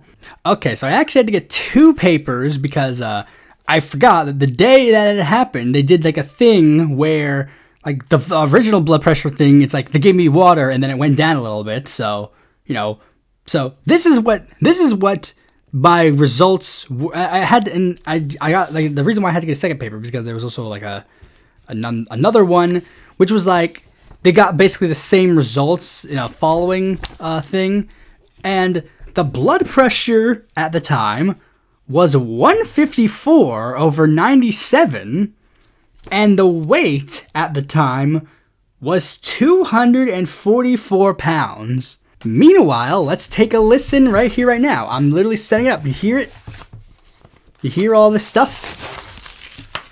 Let's see the blood pressure and see if it improved a little bit. All right, here we go.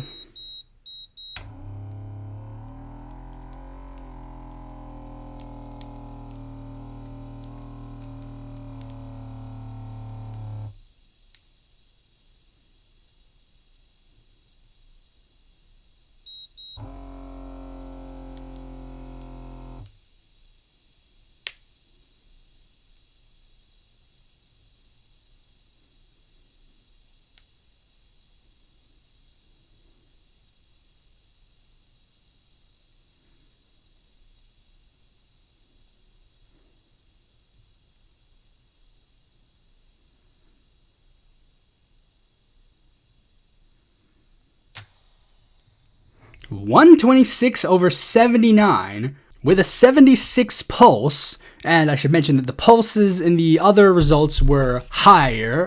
99 the day of that first appointment, and 113 at the follow-up appointment with the other weight, with the other like blood pressure thing that I had to fucking get. And my current weight as of the time that I like literally like checked my weight right before I did the episode was a whopping 170 pounds. Needless to say, I think maybe there was some slight improvement. And I should also mention this because some of you might not know, there was actually a face reveal that was done on this channel. And in that face reveal, I was slightly better than when I first initially went into that doctor's office that day. I was a mere 234 pounds. Like, the shirt that I was wearing in that episode is so roomy now. And I know this because I'm wearing it right now. Like, it's roomy. It's a very roomy shirt now. I could show off, I guess, but again, I don't really want to be that guy, but it's like, I mean, it is. You can clap if you want, I guess, if you want. I mean, granted, I'm still technically considered overweight, but I'm basically like around the corner to entering the normal zone for my height. So it's like accomplishments. And I mean, if you want to do that, because I know that there's some of you who probably want to lose weight. And yeah, again, like first of all, I think you should 100%. The first thing I want to say is that you should consult with a physician first. Always consult a physician if you can, because they will ultimately understand the best course of medical action for you. I mean, unless they're a shitty doctor, in which case get a better doctor and then figure it out from there. But I'm going to give you all some tips on how I managed to do it. And I will, let's just get into the tips. First of all, a big tip that I need to give you all, and this is a big one. I think a lot of workout channels nowadays really do want to emphasize this part now. And I know this because I saw a fucking workout channel that literally said that and like explained it in like a dumb way. But like, this is the big one that you all need to do. Do not give up your favorite foods. If you do, you will fail. You will fail. If you love to have a Coca-Cola every single meal, just flat out giving it up cold turkey is going to be bad. Because I think there's a certain left tuber that also made a weight loss thing, but they also stated like there's never going to be a point where you're going to fail in your diet or your exercise or whatever at any point faster than when you're out at a nice restaurant with your friends and then you can't eat the food that's there because you've sworn off pizza or you've sworn off I mean, yeah, you could possibly swear off some smaller things, but try not to swear. You can't swear off like a lot of things. You can't just say, like, I mean, I know some people do like the thing where it's like, oh, no carbs or whatever. It's like, I don't think if it works for you, I guess. But the fact of the matter is, I don't think that really is like the best course of action. Like, I mean, all you have to do to start off with is just eat like less of it. Like, for example, again, if you love Coke with every meal, maybe change it out for a Coke Zero every now and then. You know, maybe possibly get some water. You know, maybe if you really, really, really, because I guess I have to say, I did at some points stave off soda for a little bit. And yeah, but I had to wean myself off of it. It was like a fucking like drug addiction, you know, because again, like, you know, it's caffeine. You have to, like, I mean, don't throw it away completely. Because again, like if you don't have any sodas ever, you're going to fail. Just have slightly less sodas than you had prior. If you love to eat a hot and ready pizza from Little Caesars every day for lunch, maybe instead of eating like the entire thing in one day, maybe eat like I mean, because I remember when I used to be younger, I could like fucking like eat, like we'd have to buy fucking 3 pizzas, one for me later, and one for the rest of the family. Now I'm at the point where I can barely, I eat 4 slices and I'm like, oh boy, I'm full. I can't eat shit no more. I mean, I can't. I guess I can if I try, but like, you know, again, like, I mean, it's also funny. It's just like, pay a little extra attention to the. Like, I mean, I did briefly consider do the counting calories thing, but even then, like, that didn't really work well for me. But be mindful of the calories that you intake. Like, you know, again, because like you find out weird things. Like, you know, again, like, you know, eating an entire hot and ready pizza from Little Caesars. That's a lot of calories, but what's considerably less calories is maybe getting like some like pasta from like a fucking health thing. I mean, you know, like sometimes I have those like little health bowls. Like, you know, that's considerably less calories. You love eating a bologna sandwich, you know, wheat bread, not white bread. You know, maybe because one of the things that I really like is I've been eating a lot of like vegan like meat alternative patties, and they've been fucking great. Like, I love them. They taste great. They fucking taste great, and they're like significantly less calories than like, I guess, the meat options. I'm pretty sure those were my saving grace to an extent, because yeah. And like, again, you might have to cut some things up, but again, you know, wean, like, I mean, start off by like, I mean, again, like if you like eating a hot and ready pizza at Little Caesars, maybe if you want to find like a healthier pizza alternative that tastes similar to Little Caesars, try to find that first before you go completely cold turkey off of it. Like, I mean, for me personally, one of my, I have a lot of like unhealthy foods, I guess like not necessarily unhealthy foods, like definitely like if I told you for foods, you'd definitely like, yeah, I could definitely see why you got a little big there, buddy. Like, bro, Italy ruined me. Pizza, pasta, you guys, you fools, you've deceived me into thinking that you were cool. Actually, you are cool because you got the best food in the world, but not good to live a long life. I guess that's their philosophy. Why live a long life when you can have a good life? But again, if I cut pizza and pasta out of my life completely, I would have fucking faltered immediately, and I'd be like 500 pounds now. Instead, start going like, okay, maybe, hold on, I will only eat 2 slices right now. And if I'm still hungry, I will eat 1 more slice. And if I'm still hungry afterwards, I will not eat another one. Maybe I will eat one of the smaller breadsticks first. You get 2 plates of pasta instead of the usual more than 2. And another food that one food that I was able to actually completely cut out was pizza rolls. Those were another weakness of mine when I was younger. But just pay a little extra attention to the calories, because that's also the trick of how they get you. The thing on the back says 200 calories, but it's 200 calories for 3 pizza rolls or whatever. It's they trick you, they deceive you. The serving size is never the exact amount they actually put on there.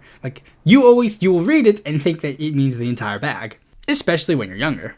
Another thing that was a saving grace for me was the 16-hour fast. This is when you'll definitely have to consult a physician with, especially if you want to do it. But in my experience, that was a saving grace for me. It was basically simple. From 8 p.m.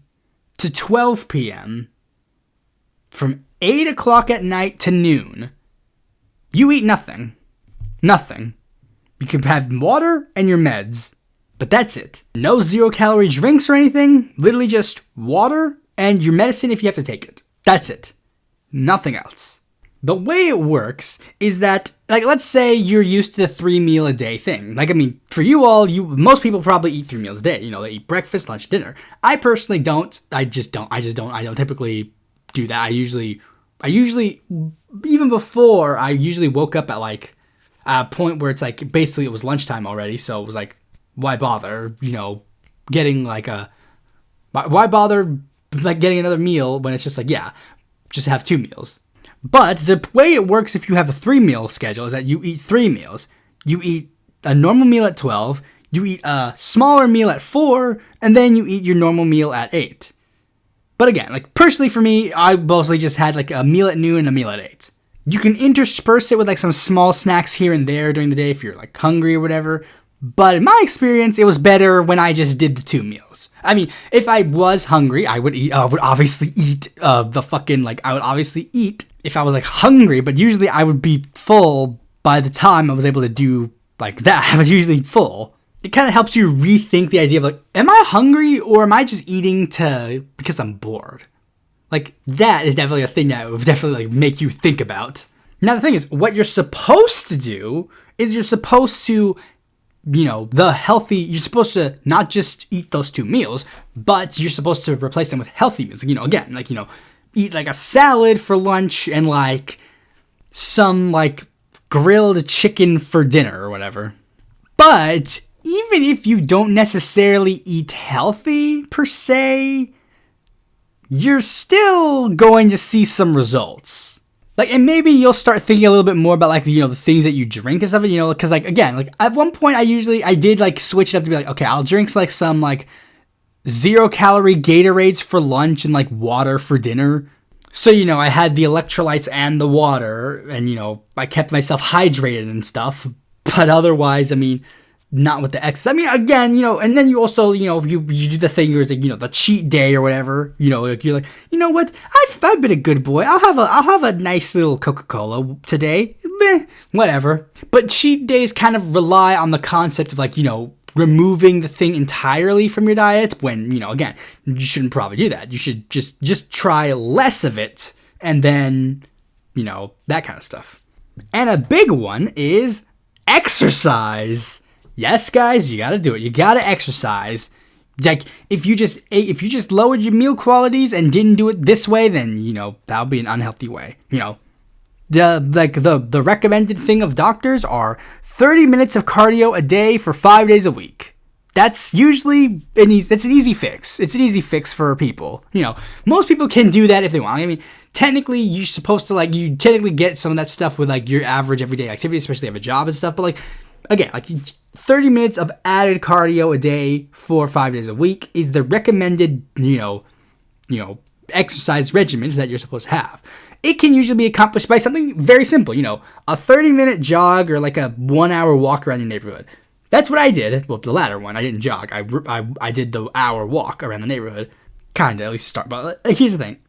Here's another thing about that. I'm going to let you in on a little secret. Here's the thing. Here's a big secret that I want you all to understand before you think about it. Like, I'm going to do it. I'm going to try this. Here's the thing. This is a very important thing to listen to, because this is another example of how things can fail when you do this kind of stuff. Let's say you start doing this.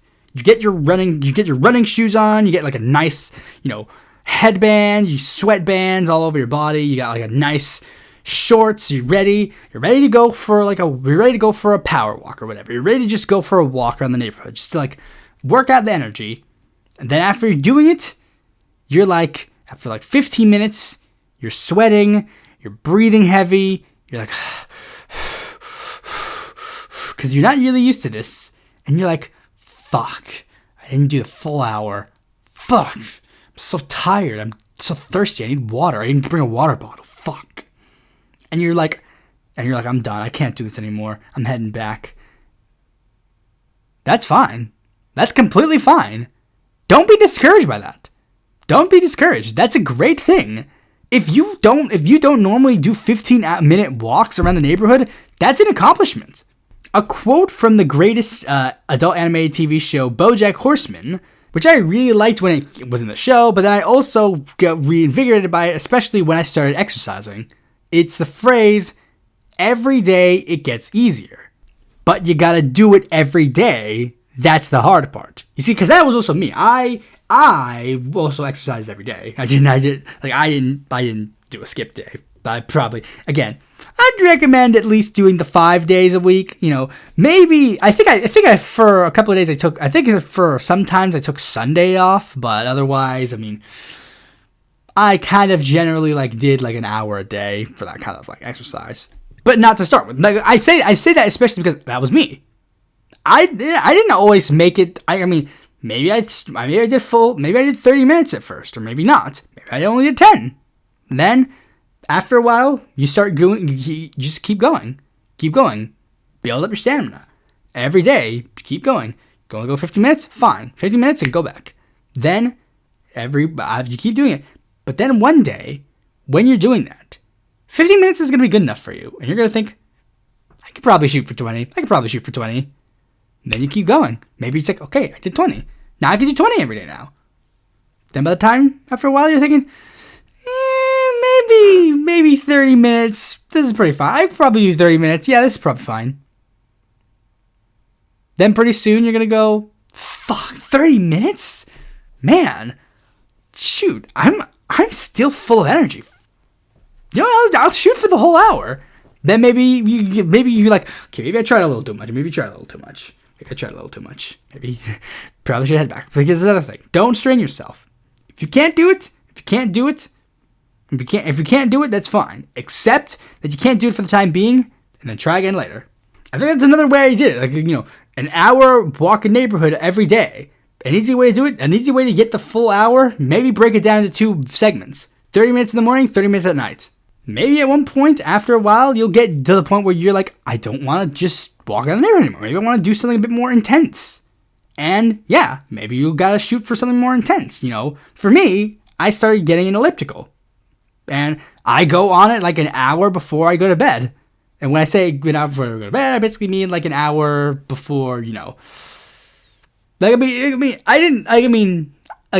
did it before I did this. I did an hour.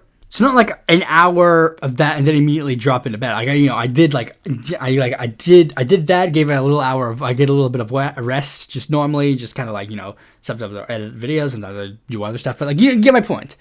I do an hour every day, and I didn't start with an hour.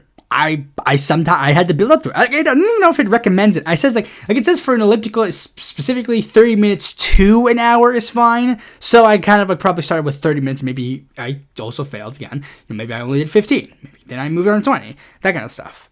And it depends on the other things. Sometimes ellipticals have an automatic thing where they do a thing where change the. You probably have to do a little bit more research on your own ellipticals. because I think I had one. I started off with an old one, and then it broke, and then I moved on, and I got a new one, which is like, I don't know if it's better per se, but it definitely is like a little bit less tech, because the older one like did the thing where it's like, okay, you do this much, and then it's like it shifts the intensity in the middle of your workout, so like because one of the reasons why you have to like build up your like fucking like thing, because like you have to like change the intensity every time you go. Either you do it like in like plainly that much for the whole thing, or you can sometimes change your intensity so that again, it changes your intensity. But I will say, if you're gonna do that for intensity, if you're gonna go to that much, that's one thing I gotta say is this: an hour is your limit. You're not gonna be able to reach more than an hour for that. Like, working out for longer than an hour will definitely cause it will cause like strain, and you'll be tired, and you probably won't want to exercise as much anymore. But then also, if you do it too much, your body can actually build up not immunity, but like it'll build a tolerance for that level of physical activity, which will make it harder for you to exercise. And there's another thing. One of my doctors said to me, like, a way to also understand about it is, because here's what's gonna happen. Because like this is what happened to me to an extent. So you're gonna start exercising, and you're gonna start burning fast, because you're gonna burn off all your water weight, and you're gonna burn off really fast. But then you're gonna reach a plateau, and a lot of people give up at that plateau. But again, the phrase, it gets easier, but you gotta do it every day. That's the hard part. And then you're gonna start dropping a bit more. And I probably did like other things that like helped speed up the process. Like the vegan like things, and like increasing it to an elliptical, that kind of stuff. The hour like the fast, that kind of stuff. And the last piece of advice I want to say that is actually gonna be weird is this. It's gonna sound weird, but bear with me. Do not exercise for weight loss. Wait, but I thought, yes, I did say that this is going to help you lose weight. But this is what I'm saying. Don't do it for to lose weight. Because that is a thing. I at one point did focus a little too much on the number on the scale. And that's the thing. Again, focusing too much on that number on that scale is going to be a problem for you. Thinking, I got to get this number to this number. You're going to start thinking drastically. You're going to start making, it's a slippery slope that can lead you down a path to an eating disorder. The healthy scale is literally just like losing 2 pounds every week. That's the normal route. But I think you have to accept the fact that sometimes you're not going to lose 2 pounds every week. Sometimes you might lose a little more. Sometimes you might lose a little less. But accept the fact. Like, don't exercise for because the thing, think about I'm going to reach this weight by this month. Don't do that. No. It's like, work out for your time period, and then go accept the number that you will be by the end of that time. Like, for me personally, I exercise to try and lose a certain weight by a certain point of time, because the doctor told me to. And then I failed because I was reaching that point, and I wasn't reaching the number exactly as it was supposed to. I was close to that number, but I focused too much on the fact that that number wasn't the number that he said. And so I very quickly changed the way that I started trying to lose weight, and then that fucked up at the last minute, and it caused me to gain a little bit, like even gain to the point where I was gaining too much weight from the previous visit. Focus on the other healthy aspects of losing weight. Like, I exercised to lower my blood pressure. That's what I was focused on. The actual inner machinations of my body to be healthy on the inside. I was like, if I could snap my fingers and be perfectly healthy on the inside, but still look like the way that I looked at that time period, I would have taken it, because that was the more important thing to me. And that's the thing. Focus on your health, not the aesthetics. I have no interest in becoming a bodybuilder or getting those gains on my muscles. I have no interest in that. My blood pressure's down. I'm almost on a normal weight. I'm basically content. I could stay around 170 and I'll be fine. I don't really care. I still have a little extra, but I don't really care. Again, I look significantly better than I did before, but again, It doesn't matter. That wasn't like, that's not important. That will come with it. That's the thing. That's the thing I accept. I was like, that will come with it. Like, the number will go down with the other health benefits. That will go down with the health benefits. Like, I'll start looking slightly better when the scale goes down. I'll start doing like that will come later. Like, the benefits, like, that will come afterwards. And yeah, that's a pretty good, like, lesson. I mean, sure, there's a lot of other social issues that we could probably do to help address, like, broader obesity crises, but that's not really what this episode's about. Granted, I don't really know what this episode was about, because this clearly was apparently the last minute segment that I was going to add, but whatever. Thanks for watching this video. Be sure to like, comment, share, and subscribe, and click that bell to notify when a future video comes out. And if you want more content from me, consider supporting me on Patreon.